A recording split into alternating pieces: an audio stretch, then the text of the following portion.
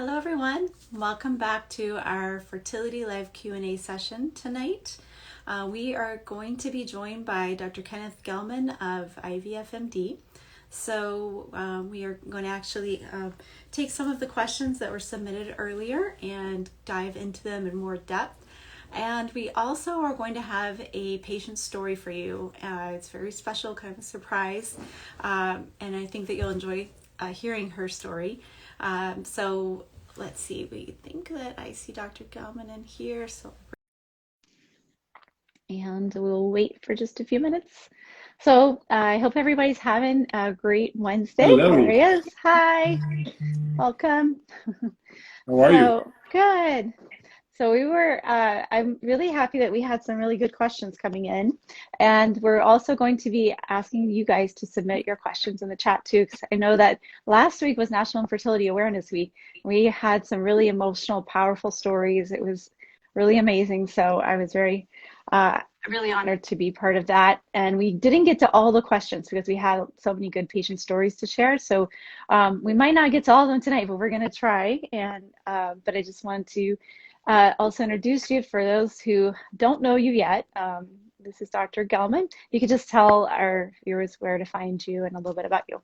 Well, I'm Kenneth Gelman. I'm one of the many doctors at IVFMD, and I can't remember how many there are now because they keep adding them.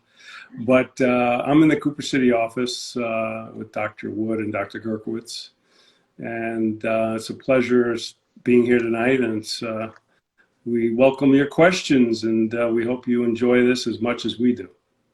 Yep, and we learn something new every single week, so I think it's great.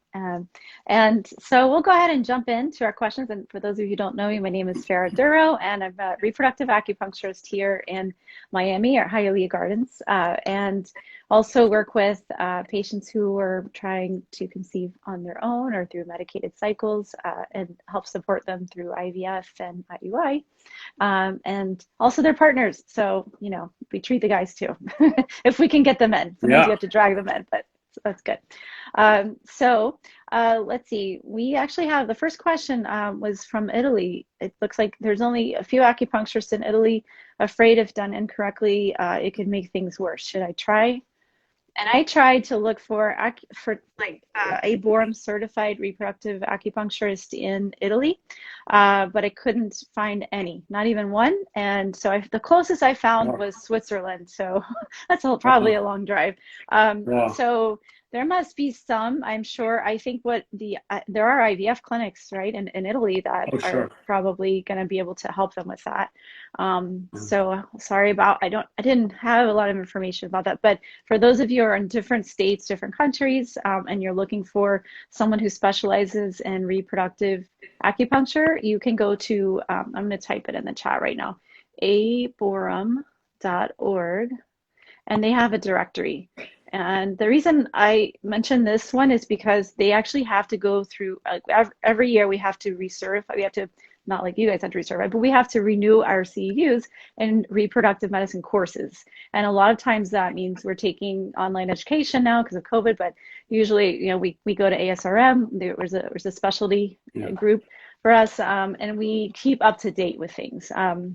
And there is an exam we need to pass as well.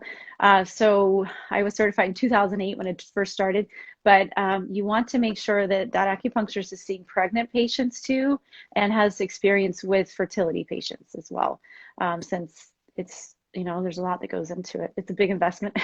So that is a really good website to start with. Any input on that, or yeah? Well, I was just going to say, I would definitely, listen to what you said in terms of looking for an accredited person and somebody who has experience, because it's really important to have somebody with experience and somebody who really cares, all the people out there, Farah really cares. I mean, she comes to the transfers and, she has so much interest in the patient succeeding. It really helps. I mean, it just Thank makes you. that so much better. So, I mean, it's not only your experience, but you care. And Thank that you. that that Yes. really shows. That really shows. I was just speaking earlier about I wish we could have like 100% success rate. I Well, wish, 85% is but pretty good. we're pretty close. It's Yes, that pretty was good. another That's question Yeah. Right. I'll just get to the other acupuncture question, then we'll get to the well, there's three acupuncture questions, but that one is what's the percentage of success rate for FET with acupuncture? Is it worth it if it does not relax you? So, we just calculated for the year, it was 85% our success rate at our office. And most of those patients are mutual patients of Dr. Gelman's, Dr. Wood's, IVFMD. And those are mostly frozen transfers. I don't think that there's been like a whole lot of fresh transfers we've gone to, maybe a Very few. few, but not that Very many. few. So that is our rate, but it depends on obviously the clinic you go to and how you prep and how you do conception care and preconception care if possible, and also your age and all those things. But that was our age ranges are like across the board from 27 to, let's see, 44. Yeah, that's like our concentration mostly of patients. So, so those were, I think, very encouraging that the odds are on your side when you have a good team. I think that's definitely important. And it's kind of reassuring, right? It's like usually you think the odds are not in your favor, but it depends on where you go, and what kind of care you're getting, I think. Yeah, I mean that's what we reported. It was 80% pregnancy rate. Mm-hmm. I mean that's a pretty good number. Mm-hmm. Unfortunately, some people don't carry the term. I mean, the number of take-home baby rate is obviously less, but getting people pregnant is and starting with that higher number obviously is very impressive. And yes, frozen transfers, I think, are the answer for a lot of people, most people now. I think most clinics now just do frozen transfers almost exclusively, with very few fresh transfers. On occasion, it has to be done, but Yeah. most of the time it's frozen. Yeah. That was a question there. Oh, if it relaxes you or not. Some people are terrified. Most when they come to Yeah. us, they're like, oh, their face is like, oh no, I have to get more needles. And so they're not relaxed the first couple of visits. I know that. We try to do as much as we can. We have the lavender going. We've got the music meditations. We have Carol, our massage therapist, who's awesome. We try to help with that because it's good to get your nervous system a little bit more relaxed, your cortisol lowered. But maybe it's not gonna happen for a few treatments. Yeah, I mean, it's a hard thing to explain to patients, Hmm. exactly right, that we're going to give you more shots. We're sending you to acupuncture and more needles. It's the last thing they want to hear, you know. But you're right, they go for a session or two, and every one of them comes back and say, it's so relaxing. Yeah. They look forward to it. And, it becomes like second nature almost after a while. And obviously people who've done IVF before or experienced injections, aren't as afraid of doing it or not as reluctant. But Yeah. I think once they start to go through this process, they see how really easy it is in some senses because the injections that we order, you don't even feel. You know, Yeah. the Hmm. gonadotropin shots are really very Not the painful. progesterone though. Well, the The progesterone's progesterone a is little. really a Mm. pain, and you Yeah. know why, no question. But it really is the time-honored way of handling Hmm. progesterone. There's no really better way, I don't think. Yeah. And while it is cumbersome and painful, that's really the only real one that's a problem during this. But Yeah. it Yeah, is what it definitely. is. And I Yeah, mean, some patients they might do better with a little bit of like easing into the treatment. We try to start face down if someone's never had acupuncture because they're not looking at the yeah, needles at that point. If they're needle phobic, it helps, just and some people bring a little, but at the end of the day, they're the size of your hair. They're so tiny. They're not, right, they're 36 gauge, so they're really right, tiny. right. So most of you've had acupuncture, you can tell, that it's very relaxing to the Yeah, most part. If you give it a chance, I would think, give it a few treatments instead of some people say, oh, I've just had it one treatment, that's it. That's really hard to judge it off one treatment. So and obviously you do need it's cumulative, so it does help. So that was the acupuncture question there. I think it does still work even if you're not relaxed because it's working with blood flow and other things. So yeah. but it's definitely an added benefit, right? When you're when you're relaxed, hopefully. Um, and then the last acupuncture question I had was, can acupuncture help people with PCOS ovulate? And like you're speaking to this PCOS guru over here, this guy. Well, For everybody I know, he was so. it's not just me. I mean, it's just it's not just what I do or what I tell people. It's just the combination of things that we recommend, you Mhm. know. And acupuncture is a big part of that because you've had many cases where women spontaneously ovulate after Mhm. acupuncture and things like that. Many. Yeah. Um, you know, and then, you know, obviously we've had patients, you know, ovulate after they've lost weight. And, you know, it's a combination of factors, really. It's metformin, it's weight loss, it's healthy diet, it's exercise, it's acupuncture, it's all those things. You know, and then, you know, we just know that PCOS patients can spontaneously ovulate too. They do get pregnant. So it's a combination of many things, but I've known many patients who've gone to you after 2 or 3 sessions, they've ovulated and they've gotten pregnant. Yeah, it can happen at any time, and that's the thing with PCOS. You never know when it will happen. But especially in the case where they don't have regular cycles, it's important that work that you guys do as well to bring the inflammatory markers down, to work with Marta. Yeah, We were speaking with someone who definitely her BMI, isn't optimal for doing IVF. So you want to have a particular range. So I think starting with things that are gentle and like nutritional consultation to work with a little bit of acupuncture once a week. Give yourself time and see if that might do the trick. If not, then there's other options for sure. I really think there's always a solution somewhere. right. Well, Um, there's a lot of good questions popping up here today. hmm Oh, yeah. So this is a question we just got here. Do IVF and MD doctors ever collaborate on patient care? For example, if the patient case is tricky and may benefit from a second set of eyes. Absolutely. That's the nice thing about having partners because you could also call your partner or go to your partner's office and consult. Absolutely, we do that. That's one of the nice things about, you know, having a group practice and not being solo. So there's many times we do that. You know, we don't admit it, but we do. I think Sometimes it's we don't great. always have the answers. Sometimes we don't. Yeah. I mean, And we somebody we else also might have the experience. Absolutely.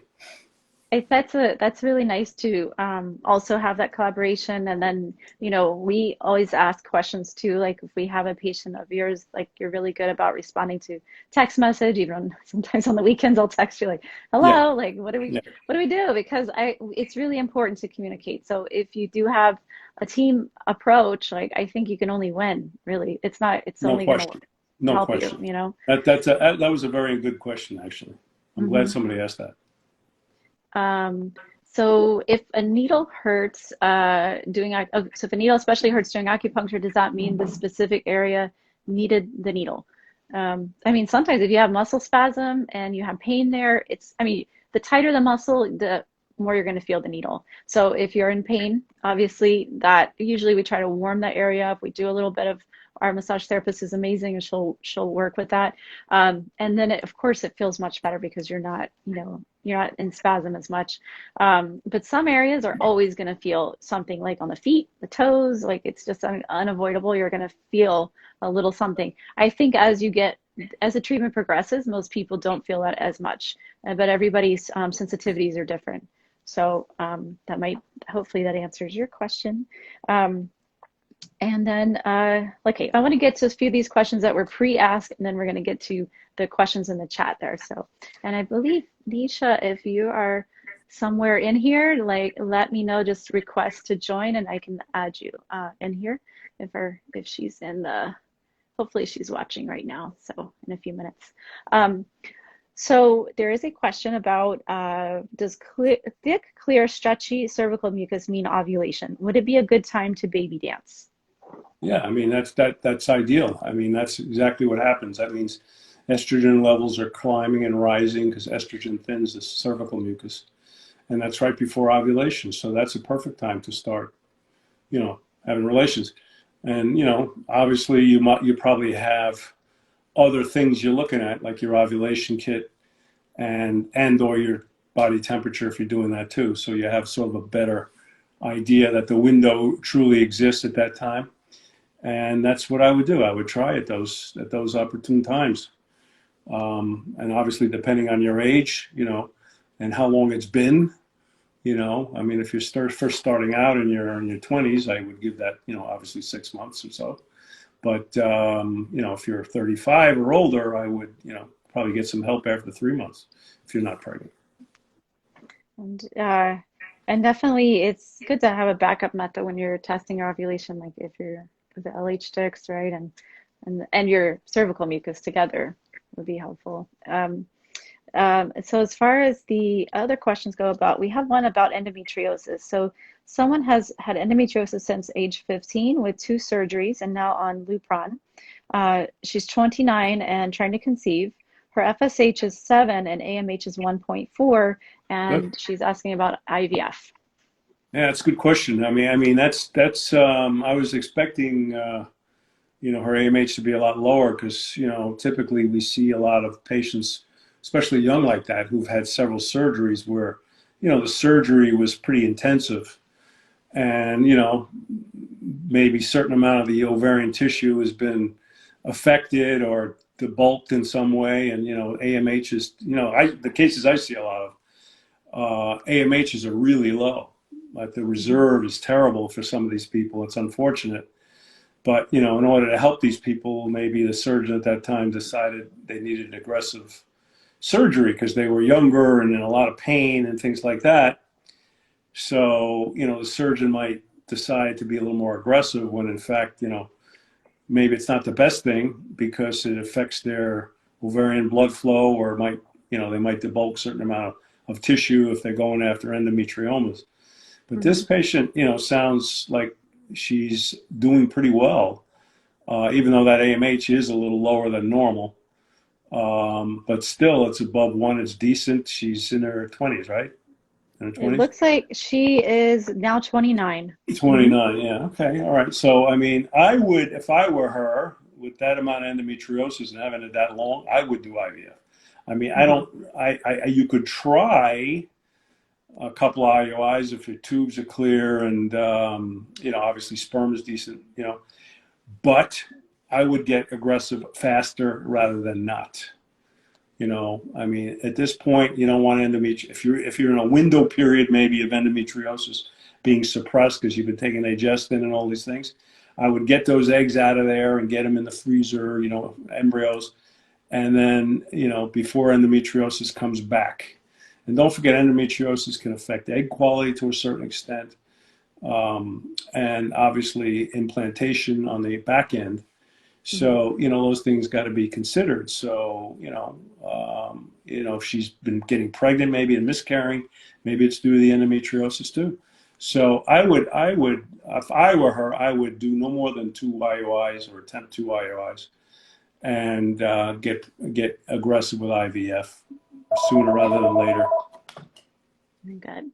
Yeah, and it's also 2 surgeries and just since 15. It's a long time, so it's good to check inflammation as well and do things that can also help, like preconception care a few months prior to as well, and work with antioxidant support and many things too. Well, and also I like tell a lot of patients a gluten-free diet to reduce the antigenic stimulation from gluten. Also we have, endometriosis supplements like red wine extract, things like that. A lot of fish oils, 4 grams a day. I tell people 4 grams a day. That's all a high dose. But I tell them to get EPA, specifically high EPA oil. I tend to like Nordic Natural. I think that's I like that one too. a pretty good brand. And then 4 grams a day to reduce inflammation. So, endometriosis is inflammatory. It's an inflammation. It's what it is. So you want to reduce that because that's going to affect your egg quality. So those are the things you got to look for. Definitely. And I think, with everything that you guys check as well, it's very thorough, the workup that you do. So, you'll learn a whole lot more about your body than you ever thought possible when you go through that. And you'll exactly feel a little right. more, And the men that attend visits tend to learn a lot about it, too. So, we encourage the men to come to the visits, and certainly learn about all this because I think, it's like I said to a lot of patients, by the time you leave our practice, and if you've gone through the gamut and all the workup and all the testing and, and maybe IVF, you probably know more than 90% of doctors do. Yeah, for You sure. really do. Yeah. That's how much you learn. No doubt. And then as far as, we have a few questions that were asked beforehand, and then some, I see a lot of popping up here. And I Yep. see Nisha's been trying to join, but she's having issues. So, Nisha, I'm seeing that I requested you to come in, but something is not happening with our, I don't know, it's not allowing you to come in for some reason. So you might have to update your app, I think. I'm not sure, but that has been an issue in the past. So once you update it, let us know, and then just make sure you're requesting towards me instead of Dr. Gelman, as to come in. So hopefully we'll bring her in soon. But either way, let's get back to our pre-asked questions. So thank you guys for all these questions. I think they're wonderful, and Yeah. it's like they're different every time too, which is very cool. They're really good. AMH 1.08. This is a person age 35. Her FSH is normal and antral follicle count 12. Hypohashi with TSH lowered to 1.5. Is IVF the only option? Well, her AMH was what, 1 point what? 1.8. Yeah. I mean, she's got a little lower, and she's Sorry, 30. 1.08. She's 1.08. how old? How old? 35. Yeah. I mean, she's, that's reasonably decent. I mean, the AMH is lower for her age also. Just because she has thyroid disease doesn't mean she's not getting pregnant naturally or with maybe an IUI or two. I think that question has to be looked at in several ways. If the person's ready, and wants to get pregnant faster, IVF. I think that person probably can go for a couple of IUIs also, and luck. If luck is with her, she will get pregnant. But if not, I would get aggressive more rapidly. Certainly over 35, egg quality starting to change a little bit. I mean, these are the things you have to judge because a lot of people at that, maybe at the crossroads where they could go to IVF, but they may also say, what, this is an expensive process. I don't, with the pandemic, maybe they haven't been working as much, who knows? I mean, maybe finances are a problem also. So, there's just more than the medical aspects come into place when making that decision. I think there's nothing like IVF in terms of success rates. So if you're looking to get pregnant faster, quicker, and also cryopreserve your fertility and embryos and have, so you don't have to worry about your second and your third one. If you're really looking ahead, IVF, there's nothing that compares. Because don't forget, even if you got pregnant with, an IUI and, like I say to people, if you have a C-section, and or breastfeeding, which may delay you a couple of years, may not come back to you 37, 38. Well, your egg quality is not any better. So it's worse. So it may be just as hard or harder in secondary infertility at that time than it is now. So you also got to think about the future, and that's what we try to do. Is we try to account for the now time, but also the later time. So you have to think of it, and IVF encompasses all that. That's the beauty of this procedure. Yeah, and it looks like there's plenty of 12 follicles is good, right? Yeah, she's good. I mean, I don't know if that AMH is real. Maybe that AMH is not real. If it isn't, I would repeat it at Unilab and see if that's correct because it sounds a little low to me. Yeah, and if you guys have thyroid issues, there's our live last Wednesday was with one of our patients, Erica, who overcame thyroid cancer. And so definitely, if you haven't watched that, it was wonderful. She talked about her journey. And, for those with thyroid problems, we had a lot of feedback about that. It's definitely very possible. That's why you work with reproductive endocrinologists, because they can take into account all of the thyroid issues, all the endocrine issues, and then also the gynecological issues, instead of just addressing like one part of you. So yeah, that one patient with thyroid disease, I wanted to mention that we would look at their thyroid antibodies particularly. We'd make sure that TSH is in a good range for pregnancy, under 2.5, like 1. that confuses people a lot because we get some people coming in and their TSH might be 3.5 or 4, and we tell them we're going to put you on thyroid pills, and they say what? And if they go to their regular doctor, the regular doctor wouldn't do that. But in pregnancy, we want to see their TSH lower than 2.5 because it may affect the outcome or improve the outcome too. So we put them on thyroid pills. But if their antibodies are high, that may be a clue to autoimmunity being a problem. And there's some data. I think 15% or more patients with thyroid antibodies may miscarry. So we want to look at immunologic issues. That's a clue to look at other autoimmune antibodies before frozen transfer, for example, and make sure we try to account for any of that in anticipation of the transfer. That's what I do, rather than wait till they fail and then start looking for all these things. Definitely. So as far as endometriosis and thyroid issues and all those things go, like the more factors that are present, the more time sometimes you need, or you want to give yourself to work on those things. And definitely it's important to address those things as well, naturally, as much as you can, with cleaning up the diet first and all that. And Nisha, she's still unable to get in. She keeps messaging here, but I'm not able to see the request. So we'll continue our questions then. So I want to actually answer some of the questions in the chat, and we have actually quite a few here. And I want to make sure I didn't skip anyone. So so there is someone who is mentioning, what if I don't produce more than 3 eggs even with stimulation?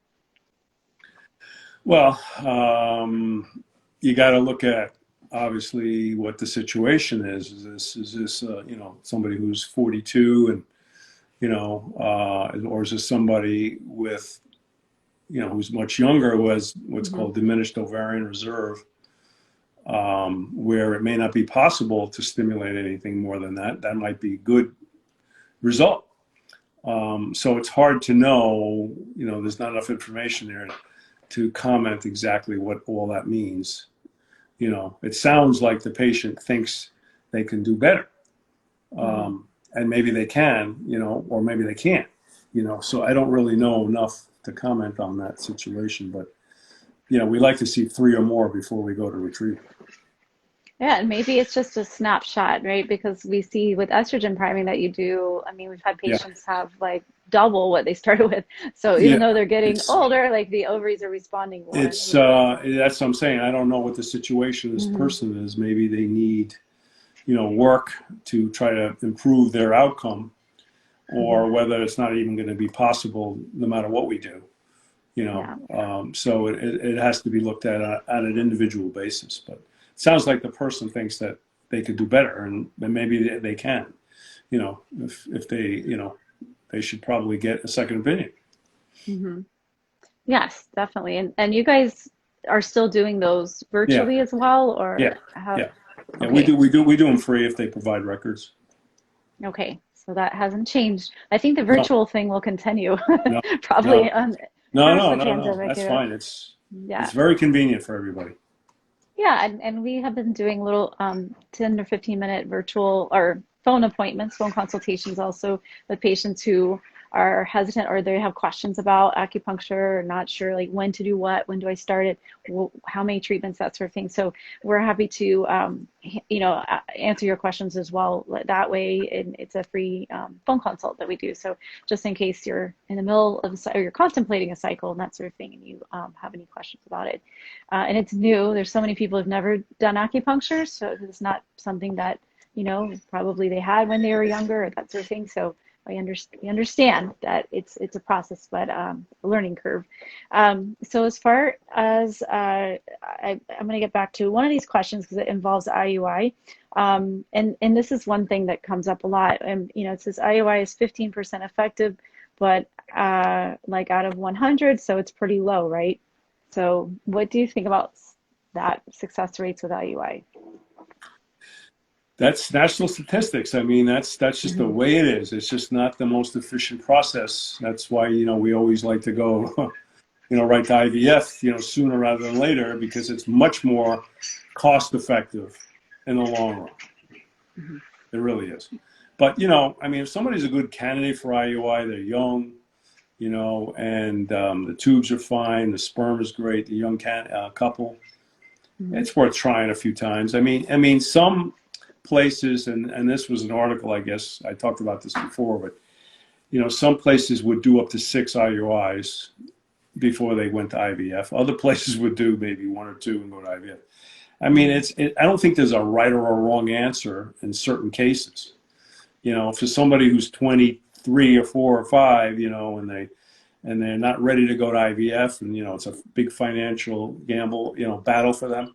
You know, maybe worth doing a few IOIs, but don't forget, you know, it may not work. You have to remind the patient that after 4 times, it seems like by then it should, it still may not, and that's Mhm. 4 months of, you know, potential costs that could have been applied to IVF. So, you know, there's so many pros and cons. But as I say to the patient, you got to be happy with the plan we make.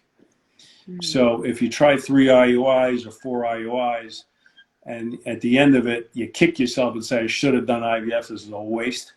That's not the right thing. That's not the right plan for you. You know, you Mhm. should say at the end of it, you know what? I tried everything the best I could, and now it's time to move on. And you have to be prepared for the extra financial burden coming next. Mhm. You know what I mean? Yeah. So you got to be okay with that whole plan, including the financial aspects of it, because a lot of times it's not covered, all these things. Yeah. Definitely not in Florida. Other states, Yeah, they are, but we're not one of them. I don't think so. Um, and you know, it's something that's something to think about too. Like when you embark on all this, that it can be really stressful financially and emotionally and so many things. So it's good to have some clarity. And I somebody mentioned that they were still trying to figure things out because they went to your office. So I think whoever said that they had questions about that, I guess they need to contact, you know, if they're your patient, your coordinator, or the, you know, front desk or somebody there that can help, you know. But those things are beyond our chat tonight, you yeah, know. yeah, yeah, yeah, But yeah, definitely, you know, yeah. yeah, definitely get clarity. And this ties into what we're just saying because I just see a question here. Can a patient go right into IVF after failed IUIs, provided the ovaries are ready to go? Absolutely. Um, Mhm. yeah, you know, you would, you know, sit down and obviously discuss that with the doctor, so you know exactly what the process is going to be. But we could definitely start you as long as the ovaries are, you know, back to normal, like you say, ready to go. And you know, you might be put on birth control pills for a couple of weeks, you know, to sort of line all your little eggs up at the gate and get you prepped and ready to go, so that when you go off the birth control pills and start the shots, you know exactly what you're doing. And you know when your appointments are going to be for ultrasounds and when your potential retrieval is going to be. So, you know, one of the nice things about what we do is we have these IVF chat, as we call them, and I think that that's a real nice thing. And we as doctors, all of us, meet with the patients, you know, right before they start and kind of summarize everything and kind of review Mhm. everything and put a whole plan of exactly what we're going to do in the chart so that there's no Oh, confusion. Oh, look at top you. Sorry. 10. Hi, Hi, Hey. so guys. sorry. Oh, you made Hi. it. Yeah, I didn't Hey. realize the request was going to my messages. Sorry. That's Oh, okay. That's all right. It's always a little tricky. Let me see if Yeah. I can oops, okay, that didn't work. I was gonna see if I can change the screen here. So Nisha, welcome to our chat. I think that this is important to bring patients in here that can actually talk about their experiences because we do have a lot of uncertainty, a lot of questions. I know you went through a whole lot of uncertainty at one point, and you know, then you kind of toughed out and you went through it. And it was even in the middle of a very beginning of the pandemic, actually, is when we started working together. But tell us a little bit about, you know, what your journey was when you and Adrian, is he there? I don't see him, but No, he's not here. He's at work. okay, okay. Uh, Yeah. So, hi everyone. Dr. Gelman. I'm Nisha. My husband Adrian and I have been married since 2017. And in 2018, we started trying to have a baby. But after a year, and that wasn't working, we decided to see a reproductive endocrinologist in New York, because I was in New York for 21 years. Adrian lived in Florida for 21 years, and we were doing a long distance marriage until we figured some stuff out. So when we saw the reproductive endocrinologist in beginning of 2019, we did some initial tests, and like genetic screenings came back well for both of us, came back fine. But the test did show that we had a male factor issue, and I had a low AMH of 0.62. So the immediate prognosis was that we should do IVF, not IUIs, nothing else, just straight to IVF. So that was the beginning of 2019, and we decided to do IVF later that year after we did some more tests and prep, do whatever we needed to do. I remember asking my doctor if there was anything I could do to increase our chances, and I was told no. So I trusted that, and I didn't do any research, which is unlike me. I just trusted it, and I went into it without doing anything extra, with supplements, no acupuncture, nothing. During that round, it was a lot of like running around, because all my appointments were on the Upper East Side. I was living in Long Island. I worked in the Flatiron district, so I have to be up before 5. And I'm sure everyone who's done IVF has, they know what it's about. All the running around, not enough medications being ordered, so you have to go find medications after work. It was just a lot of hassle, and it was a very cold winter that year. And also Adrian couldn't be there, so he missed out on being able to help me. But my mom was there, and she was great. She was there. She helped me mix my medications and get prepped every night. So that was really, something. At the end of that cycle, we had 5 eggs retrieved, and then we got the call that only 1 fertilized. And because we only had 1, my doctor wanted to move straight into a fresh transfer, I was not prepared at all for it, because I just thought we would get to the point of having a frozen transfer. So also Adrian and I really wanted 2 children. So now we had one chance. And so we went ahead with the fresh transfer. Then during the 2-week wait, I got 102-degree fever. And I won't know why that transfer didn't work, but it didn't work. I don't know if that has something to do with it. We don't know what actually happened. But after that, just the thought of having to do it all over again, the shots, the running around, everything, the financial situation, it was a lot to deal with. And that was during the holiday time as well. So, just having to be around people is not something I wanted. I just wanted to be in bed, not come out of my bed, because it didn't work. And it was pretty devastating. And so in about a month, I believe a lot in energy, and I decided I needed to get my energy in order to move forward. So this may sound a little kooky, but I did a Reiki session, I did a chakra clearing session, I did 1 acupuncture session. And all 3 of the women who did those sessions, they told me they felt a strong female presence around me. So to me, that was the sign I needed. So I held on to that, and I took that as hope that a little one wanted to come to me. So that gave me the strength that I needed to move forward. So then I made a plan. I decided to start a 2nd round of IVF at the same clinic. And when I spoke to my doctor, they were going to go ahead with the same protocol, no extra testing, nothing different.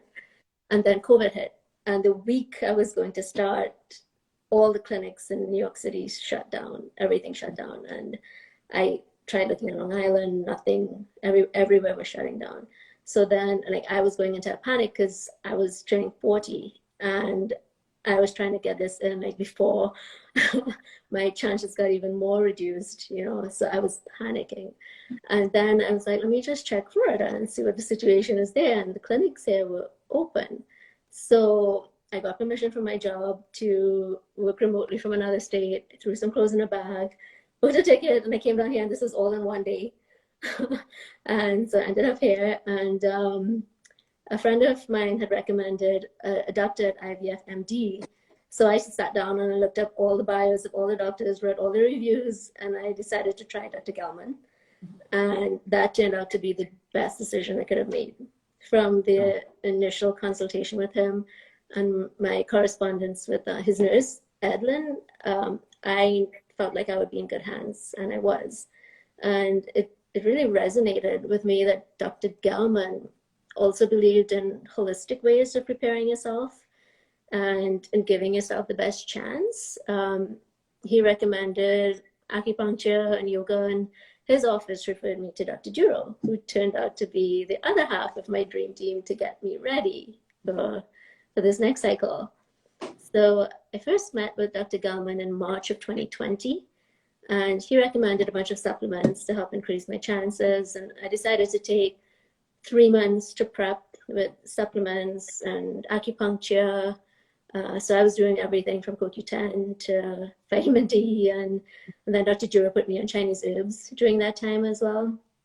And Dr. Duro, you and your team, you took such good care of me to get ready for that retrieval. You were always so busy, but it took time during my sessions to talk about anything that was bothering me or do anything you could to help me with. Like Dr. Duro took time to read my test results. She and Dr. Gelman always consulted with each other. And I love that. I love that there was communication, among all three of us. That really was good and reassuring to me. Everybody in Dr. Duro's practice, Dr. Aracena, who's another acupuncturist there, even the Carol, the masseuse, everyone were really great, in every way they could be. Dr. Gelman also, he really stressed the importance of not only prepping myself, but prepping Adrian as well. And in having the male partner a part of, the process and meetings and consultations and everything. And so Adrian, he took supplements as well. And he also went to acupuncture during that time, which was, I loved having him there. Yeah. And so, and during that time, you both were so responsive, and Dr. Gelman, he was always so kind and accommodating and never imposing or dismissive, and always listened to me. Like, I asked everything from, can I use a heating pad with my injections, to what should I eat at this time? And he answered everything with patience, and it was great. I love having that, that means of communicating, and always heard back, as soon as he could.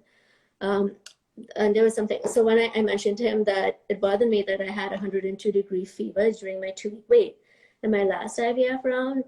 And I mentioned it because it's unusual, because I rarely ever get sick. And he had my natural killer cells tested. And when the results came back, I had high natural killer cells. And he put me on a course of intralipids to prep my body to not attack baby when the time came. So, there was care, and he listened to everything, my concerns, and took action with everything that I voiced concern about. The protocol also was a little different to my first cycle. And that and all the prep got us good results. We retrieved 16 eggs. Yeah. As opposed to my first cycle, we only got 5 eggs. And we got 5 fertilized in this cycle. And in the first cycle, we just had the 1 that fertilized. So of the 5 that fertilized, 3 made it to day 6, and we got 1 normal embryo after PGS testing, which was, such a miracle for us. So at that point, we had a decision to make. Do we do another round of IVF, or to try to bank more embryos, or do we go through the transfer? And we decided to do the frozen transfer because financially it made the most sense. Our insurance didn't cover IVF, so we had to take a loan for this second cycle, and we just didn't want to go into more debt. So we took the chance, transferred our 1 normal embryo. We discussed, like before that, we met with Dr. Gelman, Adrian and I, and we sat down, we talked about, all our options, what we do to increase chances with this retrieval. We ended up doing an ERA, which was good because the results came back pre-receptive, which meant I needed 145 hours more of progesterone. Also, I did mention that during the first round, when I did the fresh transfer, the transfer process itself was a pretty traumatic experience for me. I had a lot of pain, and the doctor had to stop and start again, and he needed to use a smaller speculum to transfer the embryo. And I always wondered if that also had something to do with the transfer not working. And I voiced all of this to Dr. Gelman, and he was so supportive and understanding, and he did everything he could to make this transfer experience a better one. So we did a mock transfer session before, and he also allowed me to take the helium, which really helped. And the actual transfer process went so much better than I ever could have hoped for.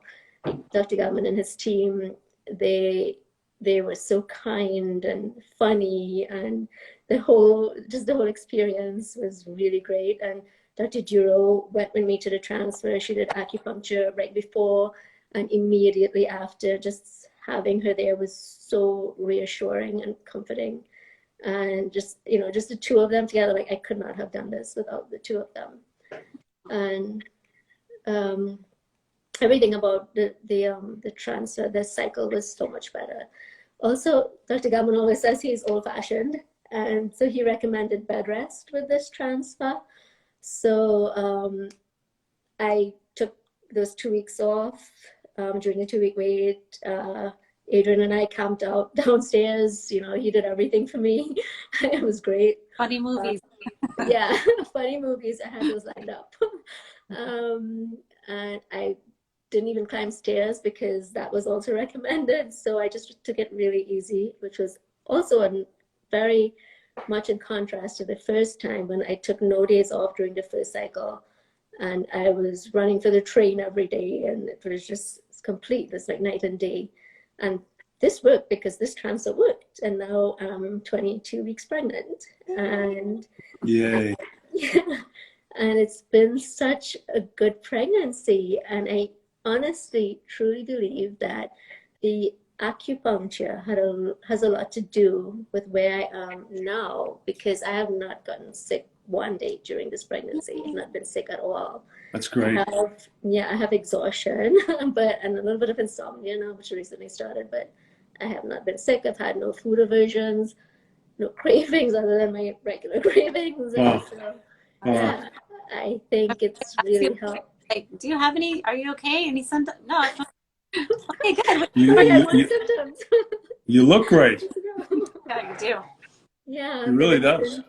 Yeah, so I truly believe that helped. And during from the time we found out we were pregnant to when I graduated from the IVF clinic, Dr. Gelman, he did all our ultrasounds, and he and Ed were so reassuring at every visit and kind, and they took their time with us. And Adrian and I really, really appreciated that. That really helped, because it's it's like every day it's you want baby to be there, you want baby to stick, and just move on to the next step. So like those are really important, those ultrasounds weekly.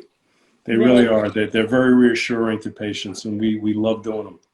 And give them that reassurance. So by the time they're dismissed, you have a good feeling that everything's fine, Yeah, and you guys are so diligent with your appointments, like everything. I mean, you guys like showing up every week, and you have. Nisha, I didn't even know that story you were telling about New York. My God, it's I'm just thinking about all these women, what they go through up there.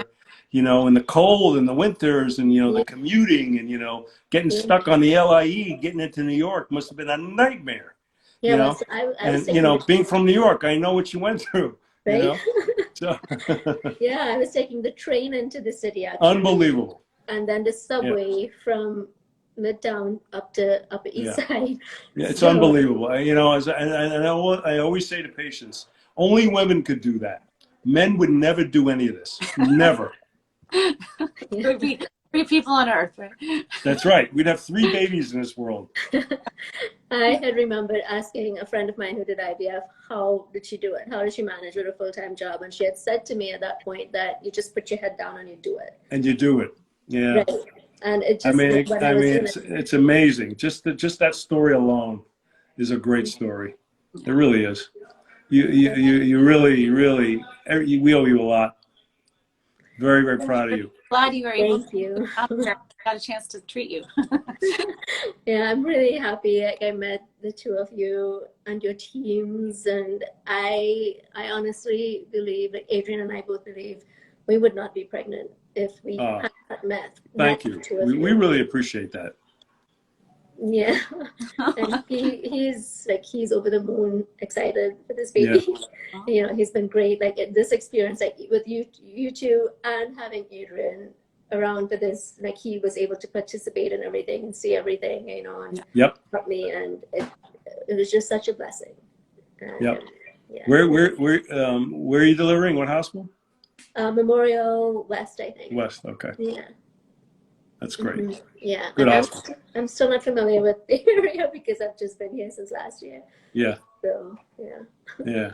It seems like it was yesterday when I remember like we were closed in April, and I remember just coming to the office. We're like, oh, but I'm doing my cycle. I have to get treated. I'm like, okay, I'll be there. You know, I'll mask up. We'll do it. You know, and we were closed for that month of April of last year for COVID, and then we reopened in May, and it was like everything kind of, you know, was still going with a lot of our patients' treatments with you guys, because you guys never closed, I don't think, as much. So no, we didn't. We actually went through. Yeah. We really pushed through, and you know, we had to. We just have to. People have to do, you know, and these are medical problems, and people need to have their, you know, their doctors available, and you know, and we felt that it was absolutely the right thing to do. Yeah, and a lot of times there's not time to lose. Like you can't just That's wait. exactly right. You know, and there might not be that time, you know, a year from now. So It's exactly right. You know, some people don't have that time, so we did it. We did it right. you did. Thank you for sharing, Nisha. We miss you. Like, come back. 6 weeks. I have to. I have insomnia right now. I need to come back. It's so great to see you. You look so good. Yeah, you look great. It really agrees with you. Let me tell you, pregnancy really agrees with you. Yeah, I've been having a really good pregnancy, and I'm really thankful. Yeah. Yeah. Well, we can't wait to see the baby. You know that. I can't wait to bring baby over. Yeah. Yeah. Definitely come see us anytime too. I will. Yeah. I think there were some questions about natural killer cells, so I think it's good that you told, you know, the viewers about that, because, you know, that experience that you said, what happened in New York with your transfer about getting a fever, that seems like, I mean, Dr. correct me if I'm wrong, but have you heard, I've heard this with patients who've had the high natural killer cells, that they have that reaction sometimes without treatment, and that can be not a good thing to have a fever during a transfer or yeah. I mean, that certainly could have affected things, but you know, again, she had a difficult transfer. It was pain, and you know, who knows? I mean, it could have been anything from that at that point in time. But you know, obviously, you know, we made sure that she wouldn't have the same situation this time, and made sure she was totally relaxed and that everything was proper. And, you know, as I said, you know, we look at those natural killer cells very importantly. Somebody asked that question just now. Yeah. You know, 5 to 7 days before, you know, your retrieval is when we would do your first dose if you were getting a fresh transfer. You know, or 5 to 7 days before your transfer in a frozen for your first dose. And then every 3 to 4 weeks after is what we usually give. Awesome. And it was not, it used to be the day of transfer, right? Or no, you don't do those anymore? Well, IVIG, if somebody's getting IVIG, we would do that the day of her transfer, make sure obviously the embryos are getting transferred, because IVIG, which is a much, you know, more intensive therapy than intralipids, is expensive also. We wouldn't want to administer that in somebody, for example, who isn't getting a transfer. And I'm just going to go through these questions because I want to make sure we get it in. We have like 5 more minutes left. So, you know, Nisha, you can interject if you have any, if you have any input. But Basically, someone has asked, they just had their first IVF failure, and is there anything that can be done to improve egg quality to prepare for a second round? And I think we just discussed what you did with your second round, but Yeah. What kind of Nisha just said basically Mhm. is we would give her at least 2 to 3 months of the things we just talked about. Basically, is vitamins, diminished ovarian reserve packet of vitamins, DHEA, coenzyme Q10, L-arginine. There's a bunch of them. Fish oils. We would make sure you have a non-inflammatory diet, that your inflammatory parameters are down to a minimum. We would send you for acupuncture. We would make sure you're doing, stress reduction, meditation, yoga, things like that.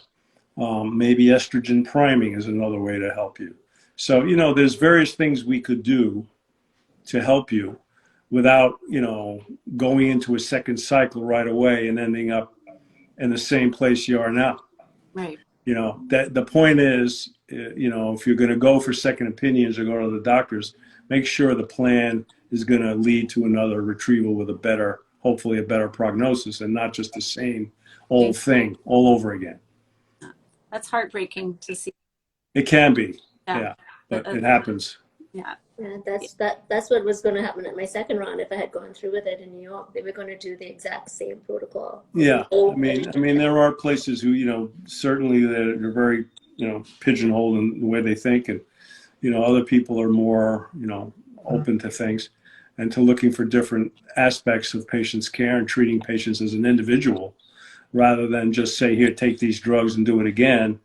And make sure and just say that you're the same protocol as everybody else. Right. That's not the way things work. Yeah, that's not. So, and we have one more question. I had an ectopic and tube removed. The other tube is open. We've been trying naturally with Clomid. What would be the next step, or what other things can we try? Well, make sure if you're doing those kinds of cycles that you get monitored for which side you're ovulating on. Make sure it's your open side, so that at least that you got a chance of this working. Maybe add IUI, if you haven't been doing that. But there's going to be months that you're not going to get an IUI or have any success, because you're probably ovulating on the side that's missing, and it's very rare that the egg is going to get to the other side, the good side. So I mean, depending on your age and how long you're trying, and IVF obviously is a solution, because you're going to get eggs taken out of both ovaries, not just on the side where the tube is open. We're going to get eggs out of the side where there's no tube. So that's a perfect solution here. It's just when you're ready. Definitely. Yeah. So I'm not sure how many rounds of Clomid they did, but there comes a point where, how many rounds would you say, like, until you go, okay, this maybe is not a good. Yeah. Usually 3 rounds. I mean, that's usually what I do. But as I say, some people do up to 6. Yeah. So it depends on the person, depends on their finances, depends on all kinds of things. Their age, how long they're trying. It depends on a lot of factors. It's not just just do this twice and go right to IVF. I mean, maybe that's not the right thing for that person. But at least make sure your cycles are effective, that you know what side you're ovulating on. Definitely. And I think there was another tube question. Block tubes both. Can tubes unblock themselves? But that's well, that's they don't unblock themselves. They probably, if you did get pregnant, which I think has happened to me once or twice, those tubes obviously weren't blocked in the first place, because the HSGs are about 70% accurate. A lot of times people are nervous, they get tubal spasm. We think their tube is blocked. We bring them back another month later, and we'll repeat it, and the tube is open, or whatever. We get a different result. So that situation exists. So if there's no reason that your tube should be blocked, like if you didn't have pelvic inflammatory disease, or you didn't have chlamydia or gonorrhea, or no pelvic surgery, and you don't have endometriosis, repeat the HSG. Make sure. Mm-hmm. Or have a laparoscopy done, under anesthesia if you're too nervous to do the HSG, or if it's too painful. Have a laparoscopy done, and have the doctor put some dye through your tubes while you're asleep. And I mean, I think that's the reason why IVF was invented, because of blocked tubes, right? Yeah, exactly. That's Or go to or do IVF. You know, don't yeah. even worry about it. And there is one more question. Actually, I know who this question is from, so we need to get it in. The husband's sperm DNA test showed decondensation. He's been taking supplements recommended by our RE and making some lifestyle changes. Should we retest for the sperm condensation? I would. I think that's a good idea. You know, so that could be reversible in some sense, because, you know, sperm is made in 3-month blocks of time, and, you know, you may see a nice improvement in the things that you're doing. So it'd be reassuring to know your sperm functions better, and that's, you know, not going to be contributing potentially to any problems later on. So I would do it, but I would give it adequate period of time, you know, 3 months.